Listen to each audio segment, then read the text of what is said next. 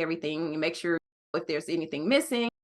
It's just a checkout checklist, basically, and make sure the cleaners did a good job and restock some supplies. Welcome to the Cedar and Porch Real Estate Investment Podcast. I'm the host, Shona Lepis. Follow along as we unpack and demystify real estate investment strategies through expert interviews and personal experience. From how to find off-market deals to creative financing to long-term and mid-term rentals. Our goal is to educate and inspire others to gain financial freedom and generational wealth through real estate investing. This podcast was brought to you by the Midterm Rental Playbook course. The Midterm Rental Essential Method teaches real estate investors how to set up and fully book your first midterm rental with great guests so you can have to 2x your cash flow. We cover the basics from planning and how to set up your first midterm rental, how to self-manage and get direct bookings and keep more profit, and how to launch your first midterm rental. Learn more and sign up at the midtermrentalplaybook.com. Welcome, everyone. Today we have a fabulous guest, Miss Kellie Michelle. She's a real estate mogul and midterm rental expert. She speaks and coaches on how to create consistent cash flow by building a profitable midterm rental business. Her love of real estate started in 2004 when she began house hacking, investing in her first two-family building. Over the years, Kellie has continued to build a profitable portfolio of properties and experiences ranging in luxury, short-term rentals to corporate rentals to long-term rental properties. She's come to recognize that many people see the wealth opportunity within the midterm rental market but have no idea how to get started. She uses her skills as an international educator and her passion for real estate to give people the tools they need to build their own midterm rental business. So Kellie, so excited to have you. I gave you a little intro there. I'd love to hear more just how your journey and your kind of midterm niche. Thanks for coming. Okay. Yes. Again, thank you for inviting me. So I basically started out really a long time ago, like you just said, started out house hacking with long-term rentals, right? Then fast forward years later, I moved to Arizona, and that's where I started doing luxury short-term rentals. I was there for a while, and then I decided to move back to my hometown of St. Louis, Missouri, because I wanted to be closer to friends and family. And it was really the perfect timing. So I shut everything down in Arizona because I'm not a person that likes to manage anything long distance. That's just my preference. It can be a lot of headaches. So, so I decided to just shut it down. And when I moved back to St. Louis, I'm like, well, what am I going to do? Because this is not the luxury short-term rental market, right? This is not it. So what am I going to do? And then my mom, she presented it to me. She's like, why don't you provide housing to traveling nurses? Because we have several traveling nurses in my family. And I'm like, you know what? That's a good idea. I could definitely do that. And so then I just jumped in and I went out, I found a property and it was in my price range. And so I went ahead and bought it and I just got started. I mean, it came naturally, not to say I didn't have some learning curves, but with my experience with the long-term rentals and short-term rentals, it was pretty easy for me to get into it and just manage and figure it all out. So that's how I got started. And now I am here with multiple midterm rentals, and I still have long-term rentals. And at this point, I'm like, let me pause because I've grown pretty quickly. So let me pause and chill out, take a break, and enjoy some profits. Right. So, sometimes as entrepreneurs, it's hard just to stop and be like, okay, the bar is always moving in our goals. Yes. And it's hard to do that, right? I get excited about new properties. I'm like, oh, there's another one. I can do it. Oh, God, no kidding. No, I have to stop myself, and my friends and family are now like, no, you said no. You're right. It's like there's always a shiny object though, right? Yes. I have a similar background. I've been doing this a long time, been a landlord, had a couple short terms. And I feel like my experience, it was a really easy transition from. So anyone out there, if it's like, hey, I'm interested in midterm, if you have any experience, it's just really, you build on that experience, right? Which is why I love this. So I have all my reasons why I love midterms, but you have the short-term luxury. And I think that's like the sexy thing, right? Like super cash flow. It's a lot of work though. So I'd love to hear your kind of like pros and cons of you have the midterm versus luxury STRs and knowing your market. I think that's really interesting how you transitioned. Okay, so the pros and cons between like short-term rentals and midterm rentals. Mhm. I would say the pro for midterm rentals is that you don't have to touch the property as often as you do with short-term rentals. Whether they're luxury or not, you are still at that property multiple times a week, cleaning, checking things, inspecting, dealing with guests, check in, check out. Like it's constant, right? Mhm. But with midterm rentals, my average guest stay about 3 months and some stay 6 months. So they may extend their contracts or they come in starting out with 6 months. So therefore, I don't have to touch the property hardly as often. Normally, I spend the most time setting up the property.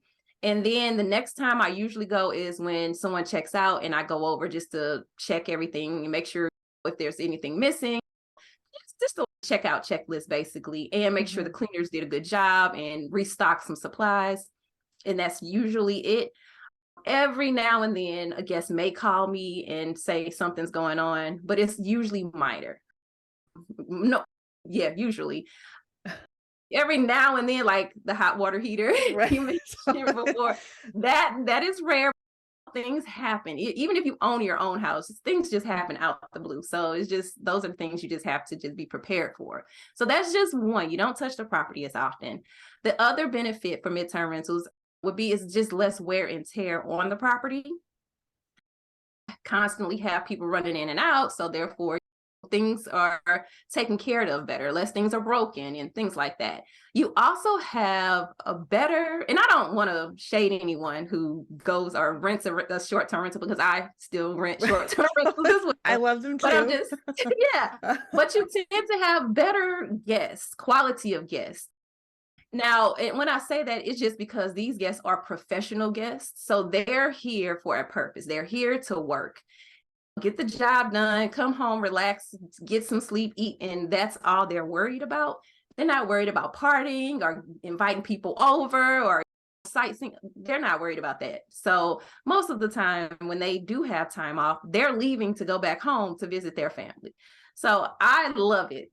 I don't have to spend hardly as much time, and I have more properties as midterm rentals than I did when I had short-term rentals.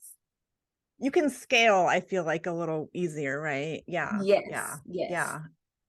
Yeah, I definitely. feel like to your point, like it's less hand holding and they're not expecting this Uber vacation experience. They're self-sufficient. They check in and I don't hear from them for months, right? Unless there's a Yeah, problem, of course. But it's yeah. very different expectations. Yes, yes, and Right. I love that part as well. Yeah. So I'm curious, obviously, as investors, cash flow is king. And there's STRs are profitable but more work. So how have you looked at cash flow differences or percentage? I'm just Well, curious. I haven't really looked at the percentage. I just always tell people that midterm rentals they're just that happy medium, right? So Mm-hmm. you're going to get more than you would get for a long-term rental, but less than a short-term rental, just because you don't have as many people coming through, Mm-hmm. and you don't charge as high of a rate as you would with the short-term rental, right? It's hard to really put a percentage on it because every market is different. You don't really know. And midterm rental, the term is relatively new, but Mm-hmm. it's always been corporate rentals. There have been out there for who knows how long, but nobody was really tapping into it except for maybe more major companies or larger companies, not small operators like us. Mm-hmm. I would say that would be it if you had to take a look at both of them or the pricing strategy. That's how I explain it to people. The happy medium, I love that. Yeah, no, when I first stumbled onto this, I didn't really know midterm that was a thing. I just COVID hit and we all pivoted and it was just this Right. transition. And I'm like, oh, I guess I'm doing midterms. I Yeah. had no Yeah. idea. When I first got into it, I wasn't even calling it midterm rentals. I was just like corporate, or sometimes I was still calling it short-term rentals. No, they're just longer. I had no Right. clue. And that's when this midterm rental term starts surfacing. And it's like, okay, that's the perfect term for it. Okay, other people are using this. So that's it. Yeah, no, totally. It's funny. I just like you start catching on, you're like, oh, and I feel I don't know if it's because I'm in it, but I feel like I'm seeing it everywhere. It's getting more Oh, popular. yeah. I Definitely. think. And I think Definitely get popular. regulations are a big part of that with short term are kind of hairy. Yes. Yes. Because I know I just read, I believe it's in Dallas, they are talking about banning short-term rentals in, I think, single family neighborhoods. So they're only going to be restricted to certain types of neighborhoods. It hasn't passed yet, but they are definitely talking about moving in that direction. So that will be another group of people who have short-term rentals moving into midterm rentals because they don't want to shut down. And once you're set up that you've got it all furnished and set up, that transition is pretty relatively Yeah. seamless, right? Yeah. Which, okay, Right. so that's a perfect segue into what the way I talk, like furnishing a STR luxury versus a midterm. I feel like it's a little more practical, but I'm curious your approach, right? Because it's different, right? It's subtle, but so I'd love to hear your thoughts. So I still like to put nice furniture in my Mhm. midterm rentals, but like you said, it's still practical. So I am not putting a lot of accent pieces around, maybe just a little, but not a lot. It doesn't have to be super, super fancy, but Mhm. I like it to be more modern and comfortable enough for someone to come in and be like, I feel like I'm at home. It's not outdated. Everything is smart TV, still the same basics, stuff that I would like. Basically, that's how I look at it. If I would be okay staying here with what I've provided, then it's good. That's a good meter. I actually make a point of staying in them. I'm like, is the Yeah. cheese grater missing? What do I need? Yep. And I tell people that I coach, I'm like, stay at your property. No matter if it's a short-term rental or midterm rental, you need to spend the night, maybe two, at your Mhm. property because you don't know. How's the water pressure in the shower? Is Totally. something missing, like you just said? Is something Yeah. broken that you didn't pay attention to? So yeah, definitely recommend that. Yeah, I was talking to someone and they had a really good way also cook a meal, right? Nothing fancy, but where you know what tools, the grater, like the can opener, just those little things that are really annoying when you don't have, right? Yeah. So Yep. thought that That was is good. awesome. A great Good. idea. So I'm like, I'm gonna borrow that. Yeah, I actually stayed at when we had a new one, I stayed there and my daughter took a bath and the water was going down real slow. I'm like, oh no. Mm-hmm. Mm-hmm. And Turned out to that's be a common. major sewer issue. I had guests coming in 2 days. It was a whole, but if we hadn't stayed there, it would have been so yeah. And it's also a perk, right? You get to stay in between if you want. Exactly. And I find, just like you said, the shower draining slowly is always something clogged, like Right. hairs in the drains and you didn't know it or Yeah. whatever. And the Yeah. other benefit is that you get to help other people in your family. Like not only do you get to stay or your family or friends if you need a place to stay just to relax, but when people are in need, I have had to help several family members and like friends of the family whose maybe their houses were affected by floods or fire, and we happen to have places open and we're like, okay, come over here. And that's just awesome when somebody's going through something like that, like a tragic or traumatic experience, to be able to say, okay, you're good. Here's a place, it's furnished, go there and stay, and then we'll work it out.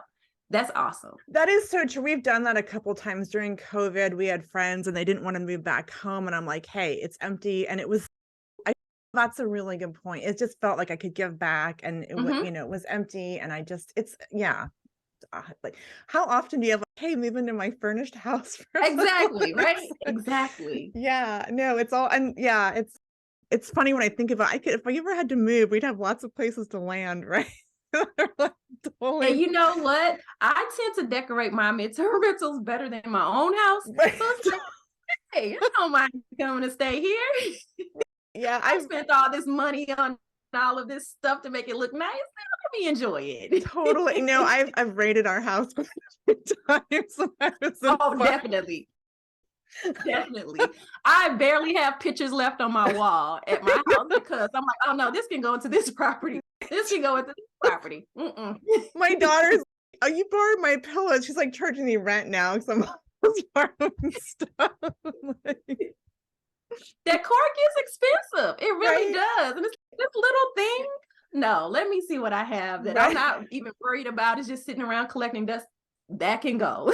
Exactly.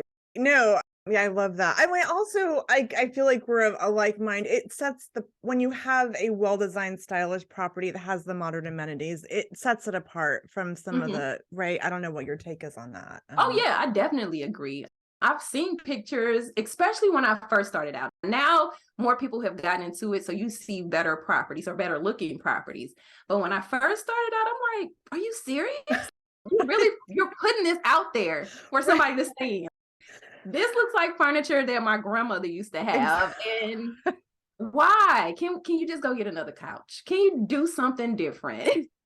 Yeah. But No, like I because said, it's much better. yeah, and I think you can be really scrappy, like consignment shops, or maybe you have something you're not using. You can do it in a way that's budget friendly. Exactly. I think people don't think about that. But it's when I see bad pictures, I'm just like, man, get a photographer. It's so worth it. Don't Yes. skimp on that stuff. Mm-hmm. Mm-hmm. Yeah.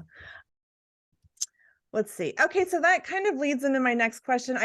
I often people I think wonder what's the ideal property, like beds, bath. I have my ideas. I'd love to hear your take on who your avatar is, like what size properties are ideal for the midterm space. So I always tell people to do your market research and see what the demand is for your area. That's like basically where we start. Don't even go look at anything until you figure out what the demand is. And then that determines what size property you want. So if you're in a city or a location where you see that there's a demand for larger properties, that's what you go for. Here, my sweet spot, they're the smaller properties. Mm-hmm. So 1, 2 bedrooms, that's it. I don't go beyond 2 bedrooms. The 1 bedrooms do really well, but that's just because here the market, people are either traveling by themselves or with one other person. That's Mm-hmm. all they need. So that's how I approach it. And I never really give anybody any specific details because I'm like, no, we need to look at your market. Sorry. Can't just tell you, oh yeah, go get a 3 bedroom. No. And then your house is sitting vacant and then you're crying because you're paying a mortgage or rent or whatever, and nobody's filling your property because it's too large for them. So yeah, definitely start there. No, I love that. And I feel like the smaller ones, it's a way to maximize. You look at your long-term rent versus the midterm, and you're going to get substantially more rent. So that's another benefit of if the market supports it, like 1 or 2 Yes. bedrooms. Yes, definitely. Where are your kind of go-to places to research what the demand is when you're doing that research? Well, you know what? I go straight to Furnish Finder. I go there because realistically, right now, that is just the major platform for midterm rentals. I know there are other platforms that are being developed and being tested. Other people are coming out with things, but it's still going to take some time before those sites catch on or Mm-hmm. before people really start going and booking. Furnish Finder is already established. People already know to go there to put houses out there, and people know to go out there and find places, right? So that is just the best way for me to take a look at the data. In addition, it's free to take a look at the data, not Furnish Finder in general, but just to look at the statistics and see what's out there and look at the competition in the neighborhood. That's all free. So why not go use that source? Yeah, no, I love that. They have that stats page. And it's funny because I feel like with STRs, there's so many sites that do all this number crunching that midterms are so new. There's not like a go-to like data aggregate thing, right? I don't know. No, I know Mash Finder is another, or is it Mash Finder or Mash Visor? I'm not sure the name of it. I think I know what you're talking about. Yeah. Yeah, I believe they include midterm rentals as well as short-term rentals. But I've only heard of it. I've never really used it. I am particular. I want something that only focuses on midterm rentals, just because that's just what I do. I don't Mhm. want to compare anything else. I need to know what this is. Yeah, So I yeah, know the for real sure. numbers, accurate information just for this midterm rentals. No, I definitely think, and that is the place, right? I aggregate to like about 1 million. I actually put a spreadsheet together. I'm like, these are all the places I like Hmm. shoot stuff out to, but Furnish Finder hands down has been like the majority of the leads, right? It's out Yeah. there. Yeah. Yeah, I'm listed on a lot of different sites, but have never been contacted. Yeah. So Yeah. that's the other thing. And I guess that may be where people just don't know about it, or I'm not sure, but that's why I'm like, Go where it works. Go where Right. people are looking. I've gotten the odd Craigslist response. Sometimes I'm like, how is this still a thing? But yeah, Furnish Finder is just, yeah, and you get, they're traveling for work. They know Mhm. what to expect. So Exactly. And they know the process in general. yeah, totally. That actually is something that I think vetting of people, like I approach it from a long term, like you have to get screened. I have formal leases, which I think some Mhm. people don't do that. I'd like to, if you could speak to your process for kind of onboarding a new guest or vetting them, be So curious. I am pretty much the same. So when I started out, I was doing background checks, credit checks, eviction checks for everybody. And I still do a lease and collect IDs. So I do all of that. But recently, I'm like, the medical professionals have to have a background check anyway. Hmm. So why am I putting them through another background check and doing all of those things and even the credit check, because I could just look at their contract and Yeah. talk to the recruiter. So I now give my guests the option. So if they are a medical professional, I am going to say, okay, you can go this route of, we can do the background credit check and eviction check and you pay for that. Or you could just send me over your contract, your ID, and the name of your recruiter and their contact information, and I could just verify that way. So I really let them make the choice, because sometimes people may not feel comfortable providing their contracts. So they can choose, and that's the route I go. Now, anybody outside of medical professionals, I'm going to do the background credit check and eviction check. And again, I'm still doing leases for everybody. Hmm. Now, some people do agreements, but I just say why? Yeah. Because you have month-to-month leases. They're already out here created. It's legal in your state. So I'm just going to go with that.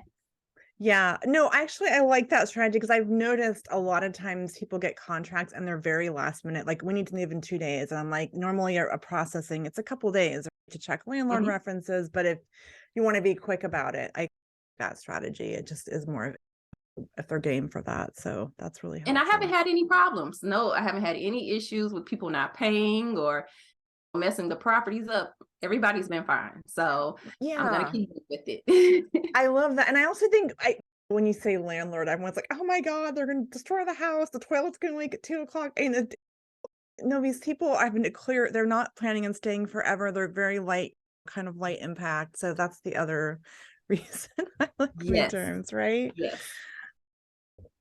All right, awesome. Okay, and as far as I have my favorite tools, I'm curious what your favorite kind of management, collecting rent kind of payment tools are that you're using. You know what? So for payment tools, I tend to stick with what people use and what is free. So I'm like Zelle, Venmo. Those are my go-tos. If they want PayPal, we'll do PayPal. I prefer not to, because they will take a fee if you Mhm. don't do it the right way. But I just go that route. Now, if it's someone who really wants to pay by credit card or something like that, then I do have a Stripe account. But most people, I haven't run into anybody really who has wanted to pay by a credit card. No, let me take that back. It was one person who wanted to pay their deposit by a credit card, but they just still went through Venmo and just set their credit card up and paid that way. Yeah. So Okay. That's super like easy, right? You're not yeah, paying for yeah. I mean, extra software. yeah, people already use these things, so let's just make it easy. Yeah, I love Venmo. I pay my subs that way, and it's just I pay them right away. It keeps them happy. Right? Yeah, It's like, and then you have transaction history. You can download what's been going on. So yeah, it's easy. yeah, I like that. All right. I think when people are getting started, the whole underwriting thing, it's definitely you need to be, I think, conservative. So I'm curious on your kind of underwriting approach when you're acquiring a property or getting into arbitrage or something. So for rental, any of them really, I do have like my basic minimum amount that I want to make as a profit, right?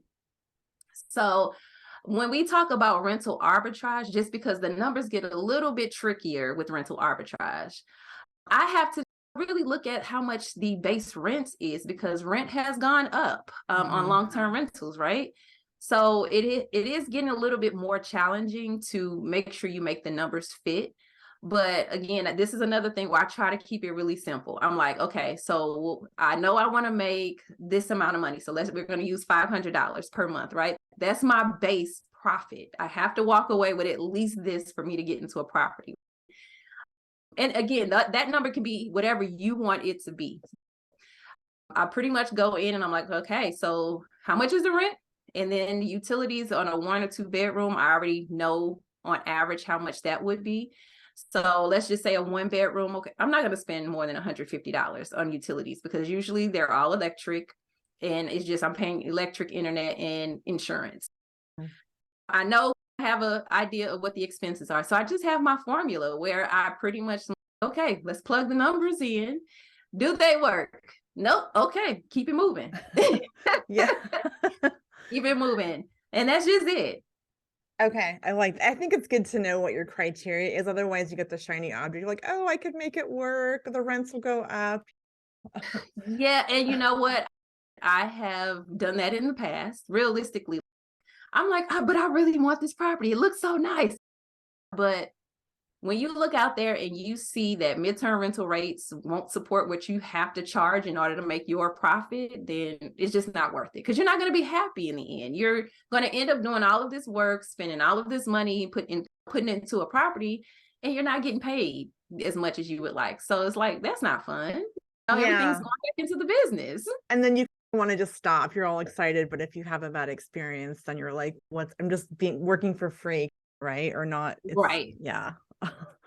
Nobody gets into a business to work for free or not make any money. It's not easy in this business, but yeah. No, it is not.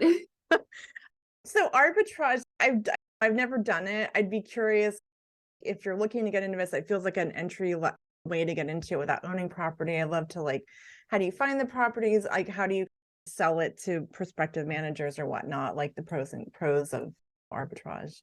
Okay. Yeah. So really, I just go out there just like you would be looking for a property for yourself to rent. So I'll go on Zillow.com, Realtor.com, those types of sites, and just see what's out there. I actually run my numbers while I'm looking. So if I see a property and I look at the amount they're charging, I go ahead, run the numbers. If I see they work, then I will contact them and set up an appointment to go view the property. If the numbers don't work, we just keep it moving, keep looking for other properties. But once I make the appointment, go take a look at the property, make sure it's something I actually really want. Then that's when I will speak to the property manager or the owner about what I do and what my plans are for the property.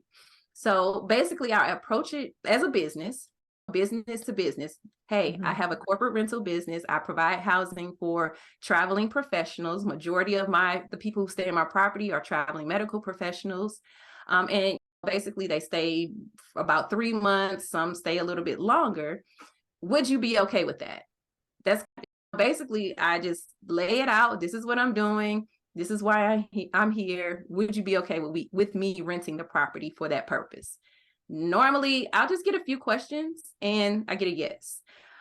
I know a lot of times people have problems in that area, but it's all about how you present it.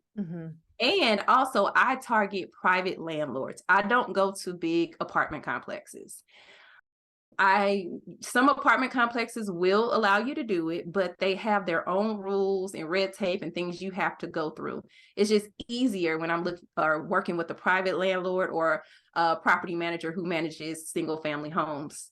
Easier to get in. The person is making the decision right there. You don't have to have somebody go talk to corporate or have all these rules. Yeah. And I get a yes. And it's just, we move forward. It seems like a great business case. And are there any concerns that are frequent? Like, what if, I don't know, what are the most common kind of clarifying questions when you're presenting the business case for that? So let me think. So basically, they always kind of want to know how many people will be staying in the property. And I'm telling them usually it's 1, 2 people. And if it's more than 2, it's really no more than 3, because maybe it's a couple with a child. But normally people aren't traveling with children too much. It's usually just one other person. Then the other question they may ask is who's responsible, like for the bills, the utilities, rent, things like that. So then that's when I assure them that everything stays in my company's name. I am renting from you, and I am subleasing, but everything gets paid through my company. We don't change utilities or anything like that throughout a person's or between stays or anything like that. Those are really the top two.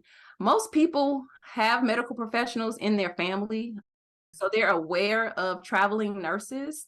So if you just mention traveling nurses, they're like, oh yeah, I have a cousin who does that. My sister does that. So that automatically creates a connection. Even if you're hosting more than that, which I do, that creates that connection where they're like, oh, okay, these are good people. I don't mind those people staying in my property. These are people taking care of us in hospital. That's fine. I just don't want those partiers or people tearing up my house. Right. Yeah, definitely. No, I love that. It's a way to make it real, right? Like, who's the person, the type of people, or like typically, right? Actually, that made me think of a question. So if you like, and I love that you're doing your analyzing ahead of time, so you're just reaching out when you're doing your homework. You're not just like, hey, like that looks cool. I have a kind of question on when you're technically subleasing. So do you have your own contract that you're having signed, or how do you navigate the paperwork on that? So I signed the lease with the landlord, just like any other. So it will be between me and them. And then I pretty much have a lease because, let me stop there. In that lease between myself and the landlord, I have a clause that I make sure is in there that they give me permission to sublease. Okay. Because that's important. Sometimes you have to provide proof that it's okay for you to sublease to maybe companies that you're working with, or some booking platforms might ask for it. So that is very important. And then I also make sure I add other things to protect myself into that lease between myself and the landlord, just in case anything happens. So for example, another one would be if the city ordinances change and they don't allow me to do my business or run my business, then you will let me out this lease, no penalty, something like that. So that's how I approach it between myself and the landlord. Now, for myself and the guest or tenant, I also create a lease. And it's a month-to-month lease. Like I said earlier, I still do my due diligence, vet them. They're approved, send them the month-to-month lease. They pay the deposit, first month's rent, and we're good. And that's it. Okay. I like that. Those little tweaks are like, if you don't do those, that permission, that could really backfire. Oh yeah, definitely. Definitely. So I'm really curious. I get asked about month to month, and I like knowing, like, hey, I've got someone for X amount of months. I'm happy to renew, but month to month feels like it's all calculated risk. But do they give you 30 days notice and you have time to fill it? Or I just have never done month to month. So I'm curious on your approach. So in my lease, that's one of the requirements. They have to give me a 30-day notice. If they're leaving, or well, not really if they're leaving. If they're extending, they need to give me a 30-day notice. If they're not extending, I already know their end date. So that's how I handle it. And the reason why I use month-to-month leases is just because of the flexibility of it. So if they want to extend, we don't have to do additional paperwork. So that's just how it works. Now, I've only had people cancel early on me once. It's only been one time. And that's just because there was an issue with his contract. His contract wasn't accurate according to what they told him over the phone. And when it was time to sign it or whatever, then things were different. So I could understand that he really didn't want to cancel just because it was just an issue. But yeah, normally everybody else fulfills the contract. And if they need to extend by maybe even a couple of days, it's just no big deal with the month-to-month contract. Okay, that makes sense. That kind of puts it in perspective. So I think one of my questions maybe is just, I've never done arbitrage. Like, I feel if I own the property and I'm spending a lot of money on furnishing, because there's upfront costs, like you get it back, but it's definitely a chunk. Do you just factor that in, pay X amount for furnishing, and you're going to have it for a year, so it's like a cost of business kind of, or how do you? Basically, yeah, that's just something you have to do, whether you're doing rental arbitrage or not. If you're going to do a furnished rental, you're going to have to provide that furniture and household items, and that's just it. Okay. Okay. Yeah. I feel like it feels like an investment, but I think if you have a lease, then you're guaranteed. It makes sense. Yeah. So And then I tell Mhm. people as well, you don't necessarily always have to buy your furniture. You can rent if you want to. If you're just testing this out, rent. Now, it might not be the most cost-effective way in the end, Mm. but depending on the person, that might be the way to go. I've looked into it. For me, it just wasn't worth it, just because by the time I paid 12 months of rent on furniture, I might as well bought it. So Yeah. it just depends on what you want to do. No, I like that. It's a back pocket thing, right? If you're in a bind or something. Yeah. Yeah. No, that's really, yeah, no, I do. I kind of test the market. So I'll like digitally stage it and then I'll run out. And I feel like, I don't know what you think. If after a couple of times, you can furnish things pretty quickly on a budget, Oh, right? yeah. Yeah. It's, Because you go to your same places. You go to the same furniture. At least I do. I go to the yeah. same furniture company. I go, hey, I know what to buy now. Boom, boom. Yeah. It's like, it's really daunting the first time. You're like, and then by the fourth one, I was just like, oh, three, I can do this. Yes. And Amazon is my friend. Delivery. Right. Yeah. And then when I'm there, I'm like Target, like delivery, like for last minute stuff. Yes. But yeah, it's not, I think you just think about what do you need when you're living in a house? Like you need towels, you need all the, it's, yeah, it's not as daunting when you do it a couple of times. Let's see what else. Yeah.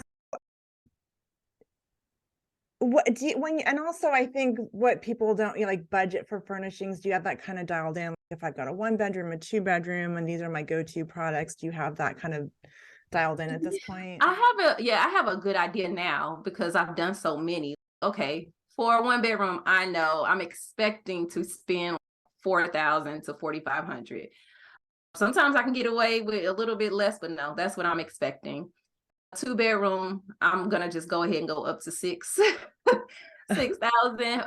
But again, that could be a flexible, but I just put those numbers out there just so I'm like, okay, this is what to expect. If I spend less, great, but this is what I'm expecting.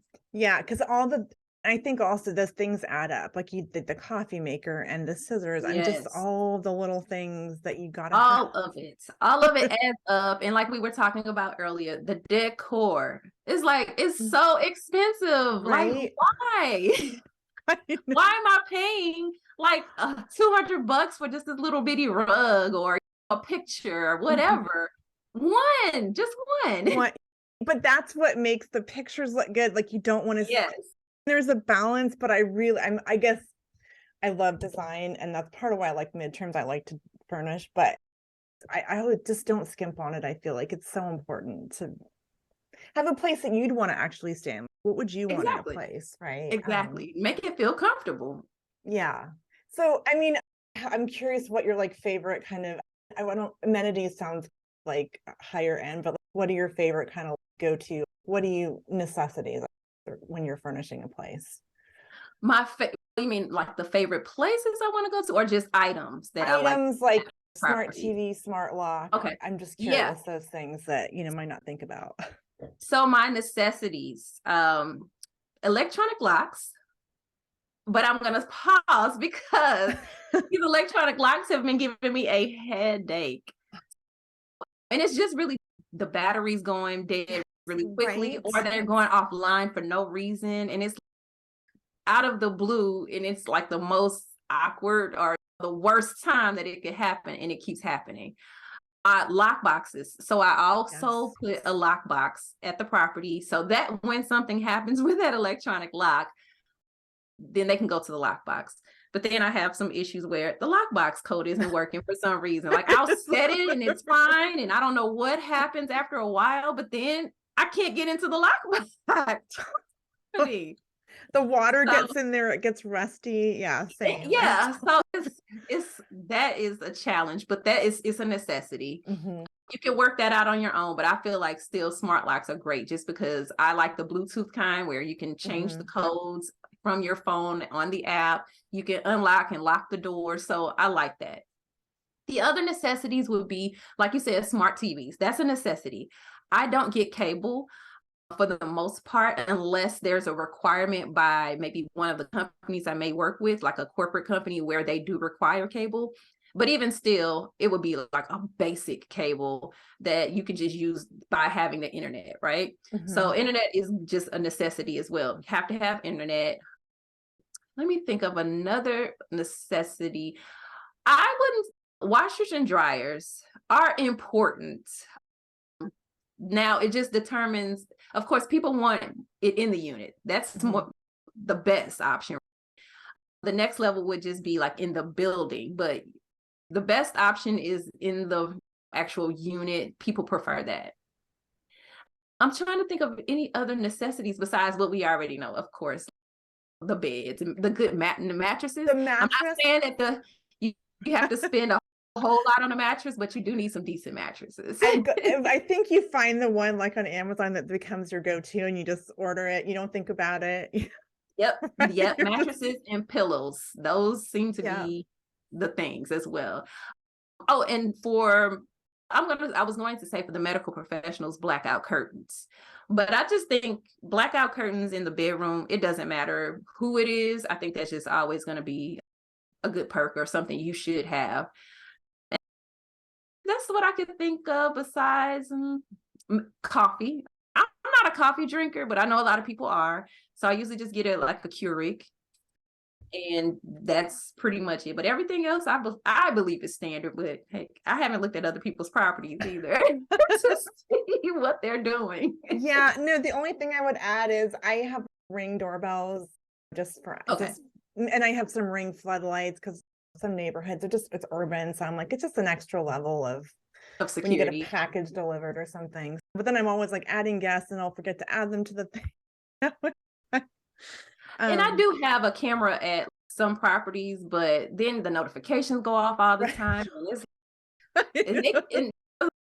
But yeah, for the most part, I've just stopped doing the camera thing, and that's just it. And I just left the ones I already have out there. They're there. Yeah, no, totally. So I have to circle back to, I recently, I don't have cable.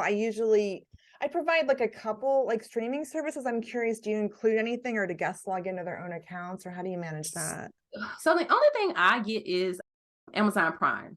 Okay. So I either have a Amazon TV or Fire TV, or I'll get the Fire Sticks or the Roku, depending on what I need, the options I need.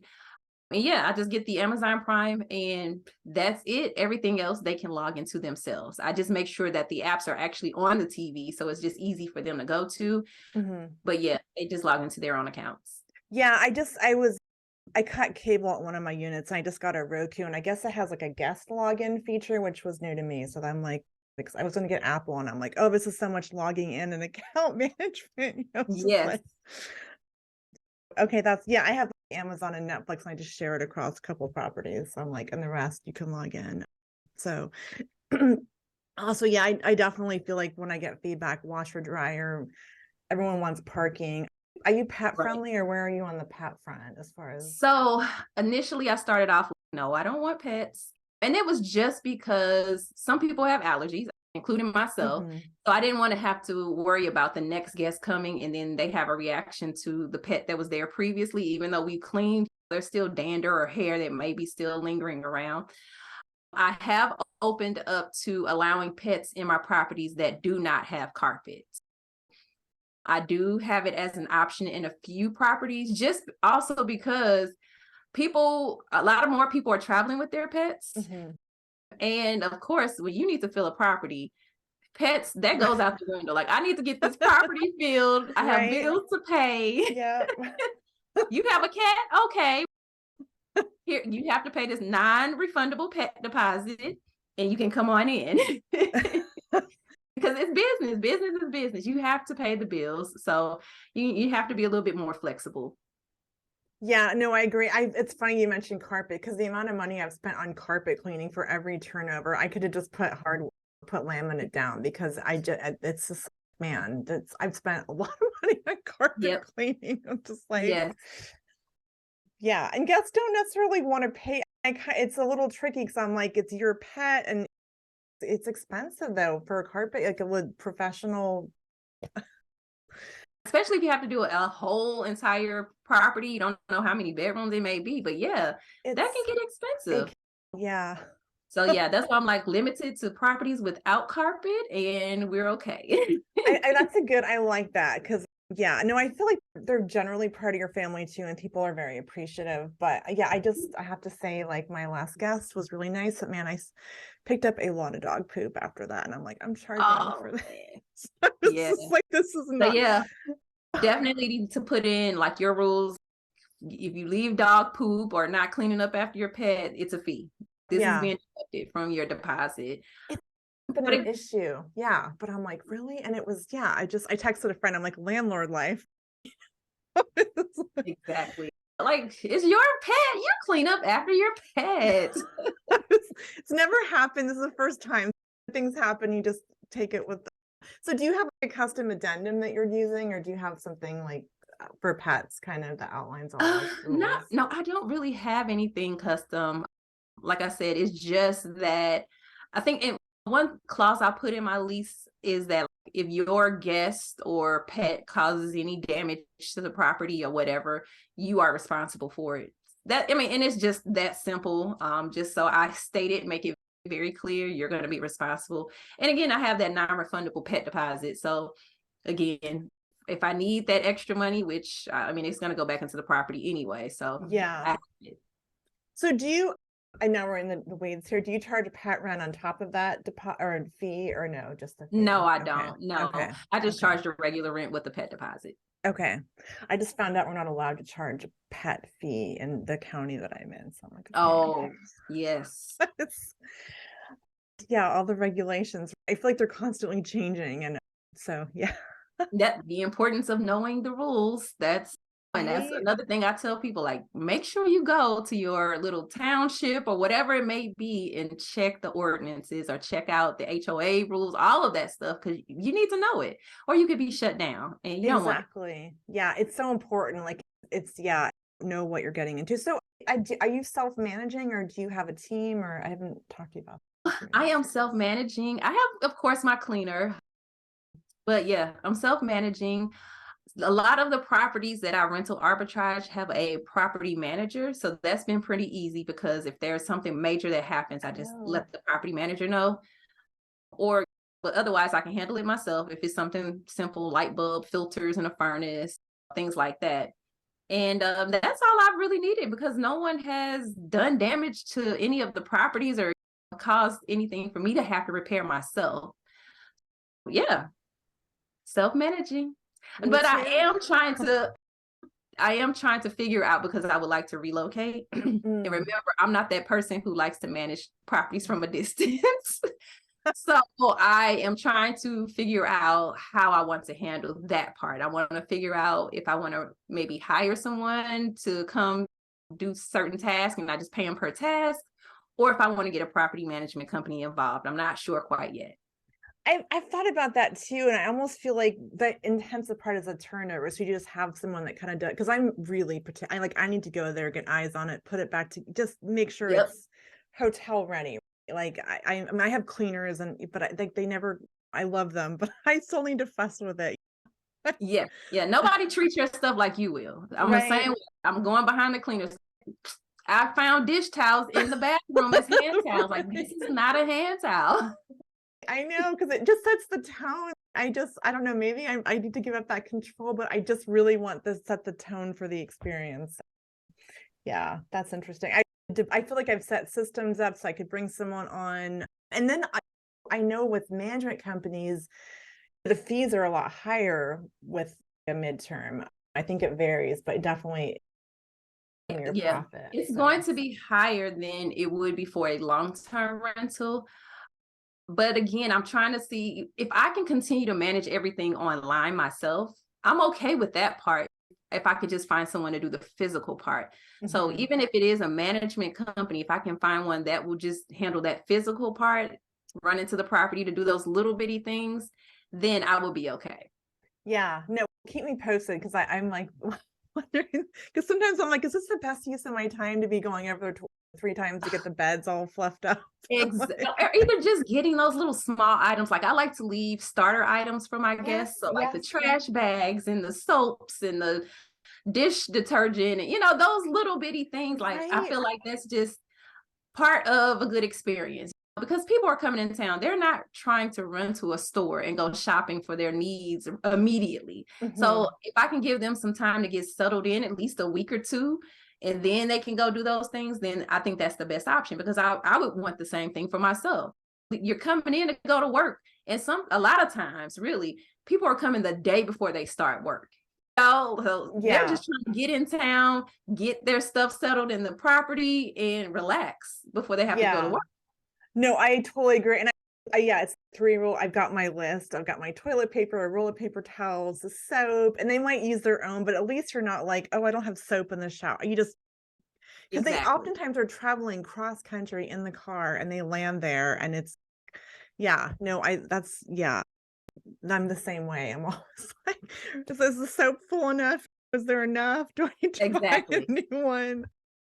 So I'm curious. I also usually leave like sometimes a bottle of wine or chocolates along with my guests, but do you do anything? I know there's mixed feelings in the industry about that. What's your take on that? I don't leave any food, or if I do leave something to drink, it's just like maybe a sealed bottle of water. Okay. Maybe a couple bottles or something like that. But no, I don't leave any food.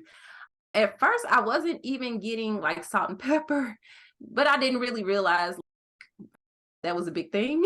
Right. So now I just at least now provide salt and pepper for people. But yeah, I just stay away from the food thing because I don't know about allergies, and everybody has their preferences. I don't want to leave wine because somebody might have been an alcoholic, or might be against their religion and they're offended. Like, people get offended very easily these days. Yeah. So I'll just stay out of it. That is a good point. Yeah, no, the salt, I have hunted for like a pepper grinder, like they disappear. I can't refill the damn thing. The amount of times I've been out looking for pepper, it's silly, but just yes. And it's always those small crazy things like you don't think about that just come up missing. Hangers. Like I know I have hangers here, and I go and check it out, and I don't even think about it. Like I'll go and inspect the property, and then I go back again like to drop off something. I'm like, there aren't any hangers here. Or the nice ones you left are gone, and there's some crappy hangers, and I want them to be organized by color and like tidy. I mean, I'm amazed by some things. Like, where did this go? I think the last thing that was missing was a laundry basket. I'm like, didn't I have a laundry basket here? I mean, these things are minor, and it doesn't happen often, but it's just things like that. Like, oh gosh, now I gotta go get this. I gotta do that. So it makes it a little bit more challenging for me to be like, let me hand this off to someone else, because another person is not going to know those details or won't pay attention to those little details. Yeah. I mean, I don't know if it's like a checklist but it's all in my head, right? I guess it's downloading that. Okay, turnover, salt and pepper check, olive oil, those little details are just, when you go to wash dishes, if there's not enough dish soap, you're like, oh, it's 9 o'clock at night. I don't want to run in the store and get dish soap, right? Exactly. Yeah, I'm glad we're in I think it's so important because it's kind of like a hotel experience. You want to be set, get up really clean. There can't be anything astray, right? Right. When someone checks in. So. And it's the impression. You want to give a good impression. You don't want someone walking in like, oh my gosh, what is this? No, but then they're trying to leave or coming up with an excuse like, oh, why they can't stay. And no. Yeah. We want a good experience, and we want people to return. If you give that great experience, I have someone now in one of my properties who contacted me like, hey, I'm coming back. Is the property available? And he's back, and he's actually staying for 6 months. So It's perfect. Yeah. So it's customer service and that impression. All of those things make a difference. It really is. And then I have to remind myself, if this was short term, it would be every 3 days. And I just have to like keep that perspective. Do you ever do that? Okay. I'm like bitching about it in my head. I'm like, it's been 6 months. Quit complaining. You haven't been here who knows how long. Yeah. So I just have to like, the point that you still have to do it is like, I don't want to have to do this all the time, but yeah. But it's just another reason why the midterm is that happy middle ground we talked about. Because you're short term, even if you have a crew, I would still be over there fussing, and they generally, something wasn't quite up to my standards, or just because I'm particular. Yeah. So to wrap it up, Stan, I think we didn't touch on, sorry, arbitraging versus owning your property, Mhm. other kind of major benefits, pros, cons, like just the difference between the two. I don't know if we really unpacked Okay. that. Sorry, I just realized. With owning a property, you are always going to make more money, right? Because the mortgage is going to be less than rent. So when you Mhm. guys think about it, whenever someone as a landlord rents a property, the purpose is to make money off of that property, right? So they're going to mark it up a couple $100s, who knows how much, because they have a certain amount they want to make per month. But when you own the property, you're already starting at that base, right? So let's just say, for example, you have a property. I'm just throwing out some easy numbers. The mortgage is $1,000. When you look at the midterm rental market, you could charge $2,000. Your expenses on a house you own would be a little bit higher just because you're covering like the water, sewer, trash, electric, whatever. So Mhm. you're going to have more utilities, but if you think about it, when you're renting, you're still really paying those things because they're including that in your rent. Mm. You have, let's just say your utilities come out to $300. You still have that chunk of money, like $700 profit, right? Versus if you were renting, your rent would not be 1,000. It's automatically going to jump up to 13, 1,400, if not more. And you still have to pay those expenses on top of it. So that's why I say you're going to make more money if you own a property. That is always, to me, the best way to do it. But if you can't own or buy a property, then go ahead and start with rental arbitrage, and then you start making that revenue, because that's still money that you can count towards your business, right? When you're doing your taxes and you need to maybe qualify for a mortgage or whatnot, or any type of loan, they're still going to look at your revenue, and it's still revenue with rental arbitrage. So then you Mhm. can get yourself into a position where you can go buy a property later if you're doing well with the rentals. No, I like that. Do people start there and then like they either like it or don't, or is it like usually that's and they go to buying properties? It just depend. It really just depends on what a person really can do. Like for me, I would prefer to buy a property, of course, just because Mhm. I know the benefits. Mhm. But again, some people are scared, so they may just say, "Let me test the waters. I may be able to buy a property, but I just want to start out renting and doing rental arbitrage just to see if this business is going to work out for me or how I like it. And if I do, then I'll go buy a property." Some people just can't afford it. So they're like, okay, I'm going to just start with rental arbitrage and just go this route. So it just really depends on the person's situation. Okay, good to know. Do you have a couple more minutes like to chat? Okay, this has been so fun. I love talking midterm. It's like nerding out on it. So is there anything that we missed on midterms that we didn't cover, like benefits or things that you tell people? I don't know. I There's always little tips I come up with.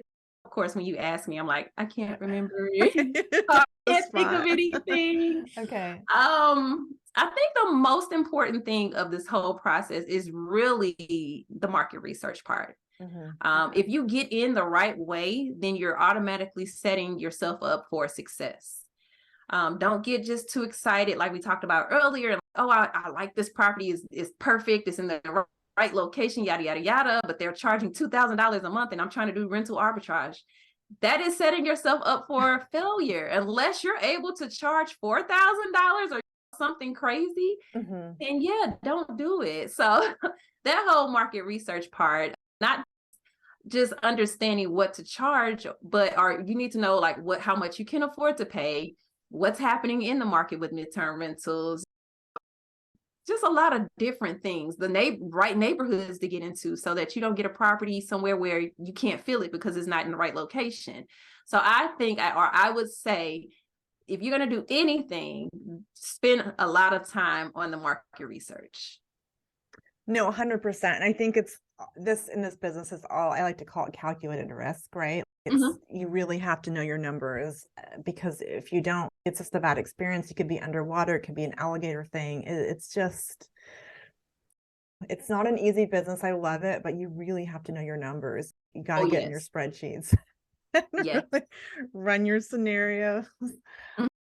On that note, underwrite, okay, worst case, I guess not for arbitrage, but for purchasing. Hey, if I had to long-term rent, it has to work at that, or you just assume if you do your research, it's going to be a midterm and it'll be good if you've done your research. Yeah, basically, if I'm going to go buy a property and I already have a specific goal in mind, like this is what this property is for, I'm going to go look for a property just for this. And that now, of course, if something happens and midterm renting isn't working out, I already know that I can still long-term rent it. It might not be as much money, but I know I can still do that. Mhm. So I'm okay either way. Okay, cool. Thank you so much for sharing all your knowledge and all your experience. A couple like wrap-up questions. This is like a broad one, so you can take it however you want. Okay, cool. What top business or life advice would you give someone to, be in the business? Like we get into this, right, for freedom, I think, right, ultimately. So yeah.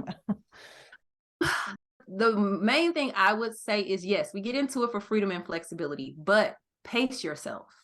Don't scale too fast.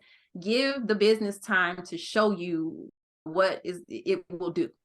And when I say that, I'm like, the first thing that pops to my head is maybe seasonality, depending on where you are. You might have a slow season. So you may want to have a property for a full year so you can see what happens throughout the year. Is it going to be slow in the winter? Do you need to drop prices? And if you do, then okay, you need to make that up in the spring and summer. So pace yourself. Don't go too fast in jumping out and getting multiple properties back to back until you are clear on what's happening in the market and the changes and how you're going to manage those things.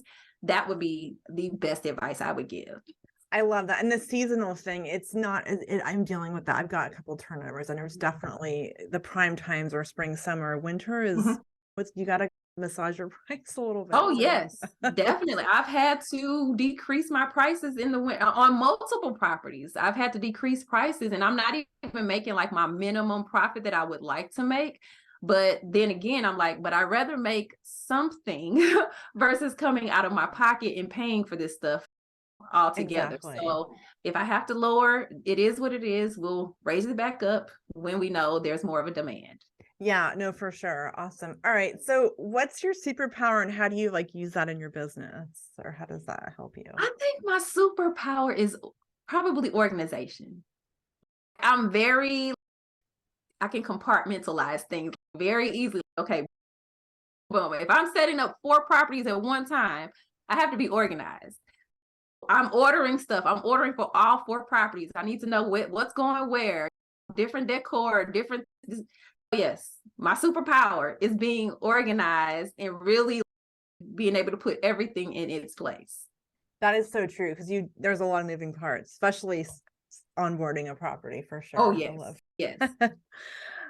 So I think we're all in this industry, any industry, that we're always like, I love to learn. Is there like a podcast or a book that you love that you've read recently, or just your go-to? I have not read anything recently. I'm going to be honest about that. My thing, I really don't even look out there at midterm rental stuff, even if it's like YouTube and things like that. I just don't go look at other people's stuff. Don't ask me why. I don't know if I don't know. I just go with the flow. And as far as what I like to do, typically I'm going to go to YouTube and look at some video about travel. That's my thing. If somebody's showing me something about Panama or Mexico or whatever it may be in the world, I'm watching that. I know that might not be the answer you're looking for, because you're probably like, why aren't you looking at real estate stuff? But I'm like, I get burnt out on real estate stuff. I got to deal with this every single day. When I have some downtime, I don't want to think about it, honestly. I just want to chill. I think that's important. It goes back to your why. Like, why are we doing this? Because you can travel, right? You have that flexibility. So no, we have to stop and pause and relax. Right? It's really equally important, which is hard to do sometimes. Yeah, and traveling that's my passion, really. Like, I love it. If it's an addiction, that's my addiction. So yeah, that's what I do in my downtime. I'm trying to learn things about different countries, cultures, whatever it may be. And I think you can't you can make it work. Like you can travel and you get to sometimes some operational pieces, but that is the beauty of this kind of business. It's possible, right? You're not stuck at a desk. Oh, yeah, definitely. I was in Bali in October. Yeah, October. And so, yeah, if you just have that person there, here, or wherever your property is that you can call in case of an emergency, that's all you need. That's all you need. I mean, my properties were already filled. So an emergency actually did come up and I just made a phone call. Can you take care of this? And it was handled. So, and then I'm able to get calls internationally as well. So that helps as well. You definitely need to make sure you have yourself set up so that you can still communicate and do business and do what you need to do whenever you're away. But yeah, I think it's just who's the person to call. Like you're not going to go fix that hot water. You're going to call someone, even if you're in town. You're not going, let me get my tool belt out. Exactly. I'm not. I don't know. Exactly. So, yeah. No, I love that. Okay, last question. How can people like follow you, work with you? I know you have a course, all that good stuff. Yeah. Okay. So I am on Facebook and Instagram and YouTube and TikTok. You can find me at Miss Kellie Michelle, MsKelliemichelle. So that's my handle on all of those. So my YouTube channel, I am giving a lot of information about midterm rentals and providing what I can provide to you guys. Then I also have my self-study course. So that teaches people from beginning to end how to get into midterm rentals, get a property, get it set up and get somebody in it, booked. Just it's really like for those people who are starting out, this is your good entry. This is giving you your foundation, get into the business and you grow from there. So I do that as well. And then I also do private coaching, one-on-one coaching. That's usually for people who are already in the business and they need some assistance or they have specific questions and we just knock those answers out or give them the help they need, whatever that may be. Awesome. I'll include all that in the show notes. Thank you so much. Ms. Kellie, it was fun. This was a good conversation. I really enjoyed it. Thank you. Thank you for inviting me once again. I had a great time today.